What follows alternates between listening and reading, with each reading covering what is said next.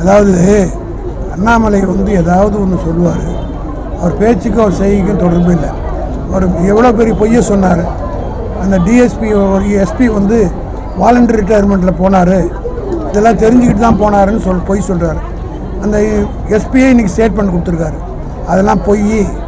நான் அப்படி போல என்னுடைய மருமகளுக்கு பிரசவம் பார்க்கறதுக்காக லீவ் போட்டு அமெரிக்காவுக்கு போனேன்னு சொல்கிறார். இப்படி பொய் சொல்கிற ஒரு மனுஷனை வச்சுக்கிட்டு அவர் எந்த காலத்துக்கு உண்மை பேசியிருக்கார்? நான் கேட்கிறேன். அப்படி இந்த சாவுக்கு காரணம் யார் என்பதை பற்றியெல்லாம் ஆராய்ச்சிக்கு நான் போக விரும்பல. ஆனால் அதே நேரத்தில் டார்ஜிலிங்கில் ட்ரெயின் விபத்து ஏற்பட்டு இவ்வளோ பேர் செத்தாங்களே, ரயில்வே மினிஸ்டர் ராஜினாமா பண்ணாரா? இந்த நீட் தேர்வுடைய கொஸ்டின் பேப்பர்லாம் அவுட் ஆகி சுப்ரீம் கோர்ட்டை காரி துப்புத பல பேர் செத்துருக்கிறாங்களே, அந்த மத்திய அமைச்சர் ராஜினாமா பண்ணாரா? நரேந்திர மோடி சீஃப் மினிஸ்டர் இருக்கும்போது 2009